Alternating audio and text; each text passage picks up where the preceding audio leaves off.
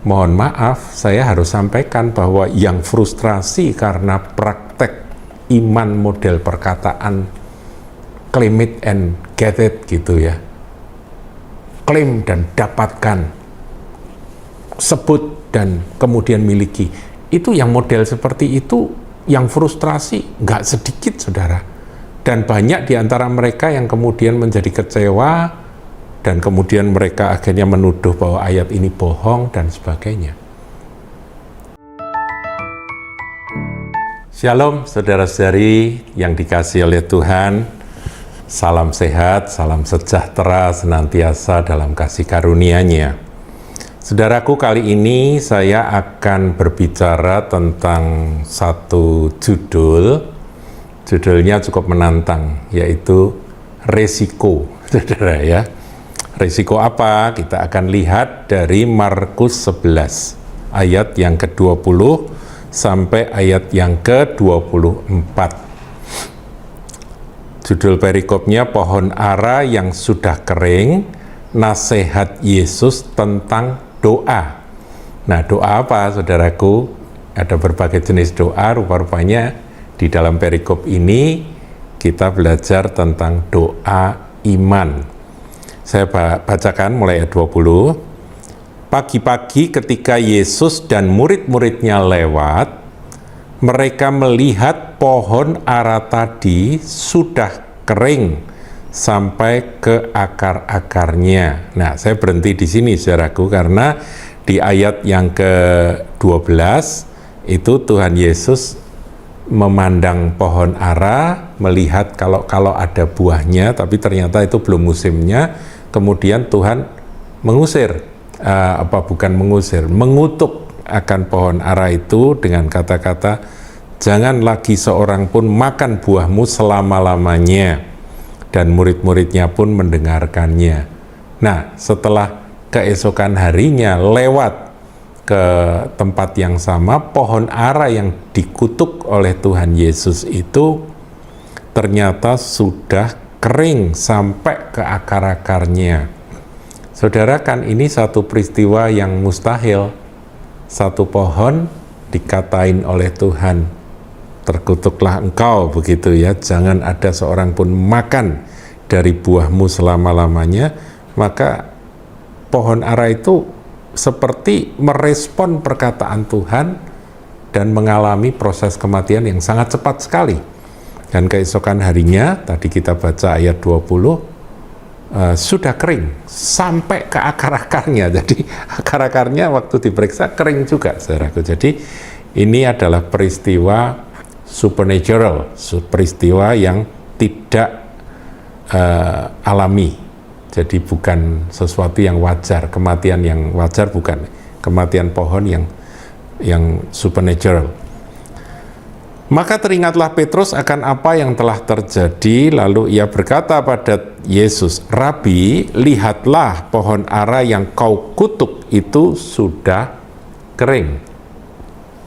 Nah, di sini Tuhan Yesus kemudian memakai akan peristiwa pohon ara yang dia kutuki dan kemudian kering sampai ke akar-akarnya itu untuk mengajarkan sesuatu pengajaran tentang doa iman dan perkataan iman yang menjadi kontroversi sampai hari ini, saudara.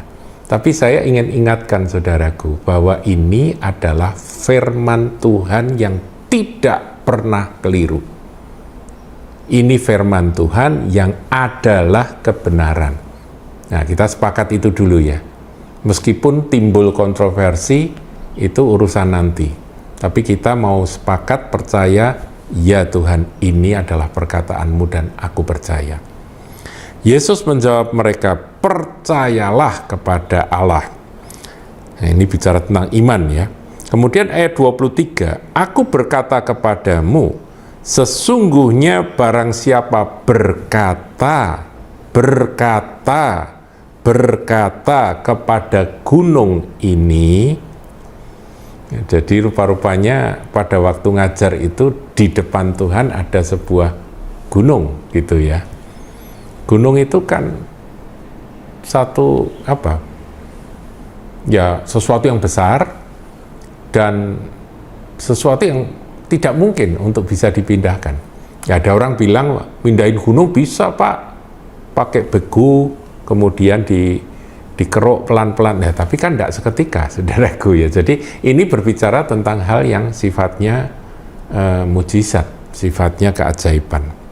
Dikatakan berkata kepada gunung ini, beranjaklah dan tercampaklah ke dalam laut. Wow.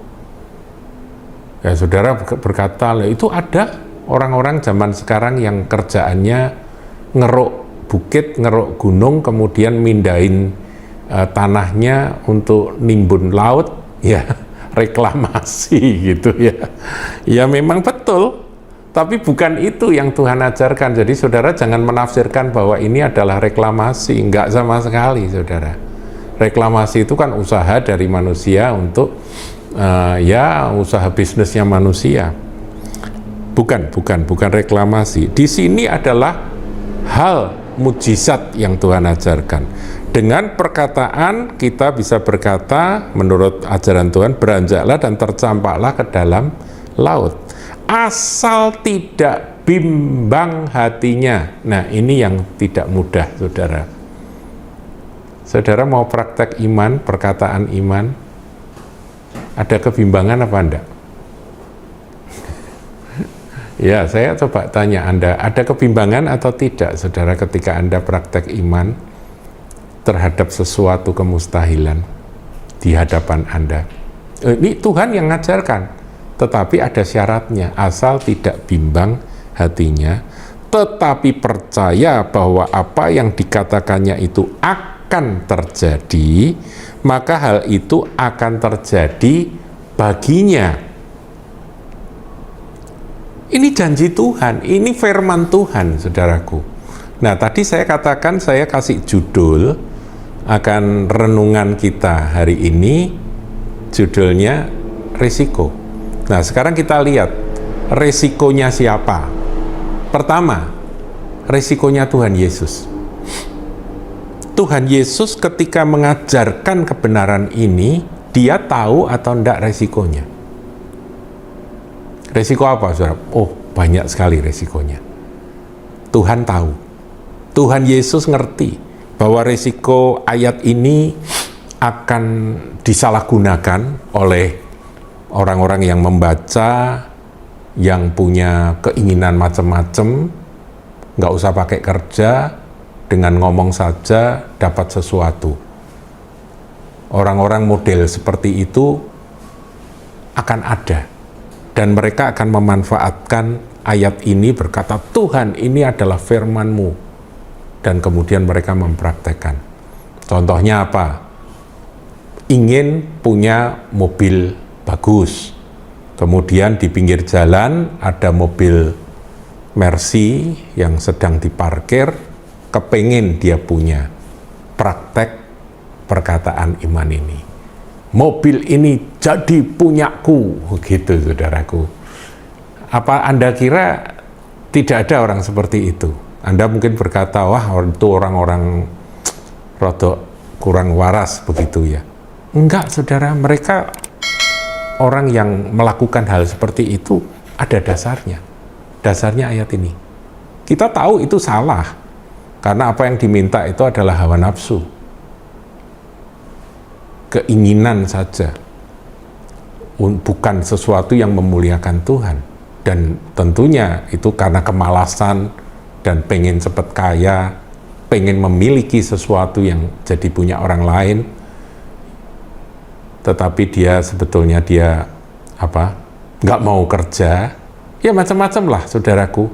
Motivasi apa dibalik praktek iman model seperti itu? Lihat gedung mewah, dia tahu bahwa dia tidak punya uang untuk bisa beli, dia tuding gedung itu. Ini punyaku, ini punyaku. Jadi istilah di dalam bahasa Inggris itu dulu dalam dalam gerakan perkataan iman itu disebut claim it and get it gitu ya. Jadi diklaim dan didapatkan. Apakah seperti itu, saudaraku? Kita bilang enggak seperti itu. Tapi kalau enggak seperti itu, mereka kan melakukan berdasarkan Apa yang Tuhan Yesus ajarkan? Apakah salah? Motivasinya mungkin salah, saudaraku. Tapi kan mereka melakukan berdasarkan ini. Nah, Tuhan tahu risikonya atau tidak bahwa ini akan disalahgunakan oleh orang-orang yang serakah, ingin memperkaya diri, orang yang malas dan sebagainya, yang memakai ayat ini untuk keuntungan dirinya. Tuhan tahu atau enggak, saudara? Tahu. Jadi Tuhan tahu resikonya ketika dia mengajar ini, tapi toh dia tetap mengajarkan. Berarti ayat ini juga sekaligus menjadi batu ujian bagi kita anak-anak Tuhan yang membacanya. Batu ujian ini, Tuhan, aku manfaatkan, aku gunakan, aku praktekkan ini untuk apa? Dan Tuhan melepas risiko itu. Melepas dengan segala risiko. Melepas firman ini dengan segala risiko. Risiko anak-anaknya, risiko umatnya, risiko Kristen yang mempercayai ayat ini menjadi frustrasi. Loh saudaraku, mohon maaf, saya harus sampaikan bahwa yang frustrasi karena praktek iman model perkataan claim it and get it gitu ya. Klaim dan dapatkan, sebut dan kemudian miliki. Itu yang model seperti itu, yang frustrasi nggak sedikit, saudara. Dan banyak di antara mereka yang kemudian menjadi kecewa, dan kemudian mereka akhirnya menuduh bahwa ayat ini bohong dan sebagainya. Saudara, kita sebagai anak-anak Tuhan yang mengasihi Yesus, kita mau mendalami, Tuhan maksudmu kau ngajar ini apa? Saya mau kasih tahu, saudaraku, ini adalah sebuah rahasia. Kalau saudara benar-benar ngadepi sesuatu masalah, dan Anda berani berkata kepada masalah itu, problem itu, gunung batu di hadapanmu, dan berkata, beranjaklah dan tercampaklah ke dalam laut, asal tidak bimbang hatinya. Nah, kita kembali pada pelajaran asal tidak bimbang hatinya. Berapa waktu yang lalu kita belajar bahwa iman sebiji sesawi kan sanggup memindahkan gunung, sanggup mencabut pohon ara dan menanam di dasar laut, iya kan? Kita sudah belajar itu. Yang menghalangi apa, saudara? Ketidakpercayaan. Nah, ketidakpercayaan di sini disebut bimbang. Kenapa bimbang? Karena kamu tidak percaya dengan apa yang kamu katakan sebetulnya. Jadi problemnya kembali kepada ketidakpercayaan. Tetapi sebetulnya apakah Tuhan membatasi akan kedahsyatan dari perkataan iman umatnya, murid-muridnya? Tidak, saudaraku. Tuhan tidak membatasi. Tetapi memang praktek iman itu adalah urusan di mana kita ngerti bahwa ya kalau saya boleh katakan di sisi lain yaitu dipimpin Roh Kudus untuk dia berkata-kata seperti itu. Kalau tidak dipimpin Roh Kudus ya saudara, yang dipimpin oleh Roh Allah adalah anak-anak Allah. Ya kita bukan anak Allah kalau tidak dipimpin Roh Allah. Dan di dalam berkata-kata itu ada Roh Allah yang mengurapi, yang memimpin, yang membuat berkata kepada gunung batu, beranjaklah dan tercampaklah ke dalam laut, dan itu akan terjadi asal tidak bimbang. Yang bikin tidak bimbang tentunya juga kuasa Roh Kudus. Paham, saudaraku ya? Jadi jangan disalahgunakan ayat ini menjadi seperti ya janji yang hanya untuk memuaskan hawa nafsu. Seperti tadi, orang lihat mobil, kemudian pegang mobil berkata, ini punyaku. Kenapa cuma satu? 10 sekalian semua dipegangi ngomong ini punyaku, dan jadi gila, saudaraku. Iya kan? Frustrasi. Nah, apakah, sekali lagi, saudaraku, Tuhan Yesus tahu resikonya ketika dia melepaskan akan pengajaran ini? Dia tahu. Dia tahu. Tapi toh dia memberi. Artinya apa, saudaraku? Sebuah kebenaran itu Tuhan ngerti bahwa itu bisa disalahgunakan, bisa dipraktekkan dan membuat umatnya kecewa. Tuhan tahu. Nah, bagi kita, anak-anak Tuhan, ini bisa membuat kita frustrasi dan kemudian kita kehilangan iman terhadap firman Tuhan atau tidak? Iya. Saya dengan tegas katakan iya. Ini bisa bikin orang Kristen, orang yang percaya pada firman, yang mempraktekkan firman ini kecewa. Tapi saya ingin sampaikan, Anda jangan kecewa. Jangan sekali-kali saudara kecewa. Kenapa? Karena Tuhan Yesus sudah berjanji, kalau saudara mempraktekkan dan gagal, coba tanya Tuhan, kenapa Tuhan? Nah, disitulah peran Roh Kudus akan mengajar, sebab Dia adalah guru kita. Dia akan menunjukkan akan ayat-ayat lain yang mungkin memperlengkapi. Misalnya di dalam surat 1 Yohanes dikatakan, Dia akan memberikan kepada kita apapun yang kita inginkan, apapun yang kita kehendaki, yang sesuai dengan kehendaknya. Apapun yang kita minta, yang sesuai dengan kehendaknya. Itu ada. Nah, itu akan memperlengkapi sehingga ketika kita praktek ini sudah ada kelengkapan-kelengkapan yang membuat kita nggak ngawur. Jadi sebetulnya ganti sebuah resiko buat kita untuk menjadi kecewa, justru praktek akan hal semacam ini membuat kita bertumbuh dewasa. Tapi jangan sampai Anda kemudian berkata bahwa ayat ini sudah nggak berlaku. Nah, itu bodoh, saudara. Dan itu adalah tipuan iblis. Saya mau katakan bahwa ayat ini janji Tuhan, ya dan amin, sampai Tuhan datang tetap berlaku. Tetap berlaku. Saudara dapat berkata asal tidak bimbang, maka gunung itu pun akan bergeser dari hadapan Anda. Jadi resiko Tuhan tahu. Murid-muridnya bisa sampai, ya katakan bisa kecewa, bahkan undur dari itu, Tuhan tahu. Hanya karena gara-gara ajaran ini. Dan bagi murid-murid itu, bagi kita yang menjadi murid-murid Tuhan, ini juga sebuah risiko ketika kita mau mempraktekannya. Tapi apakah kita berhenti mempraktekannya? Tidak. Haleluya. Ya, di ayat 24, karena itu aku berkata kepadamu apa saja yang kamu minta dan doakan, apa saja loh saudaraku ya, percayalah bahwa kamu telah menerimanya, maka hal itu akan diberikannya kepadamu. Ini sebetulnya menopang akan perkataan iman yang di ayat 23, ayat 24 adalah doa iman, itu saling bergantian ya saudaraku ya. Jadi kita percaya bahwa kalau aku meminta, Tuhan sudah memberikan. Nah, ini perkara rohani saudaraku. Bagaimana Anda bisa mempercayai sesuatu yang Anda minta padahal yang Anda minta itu belum datang?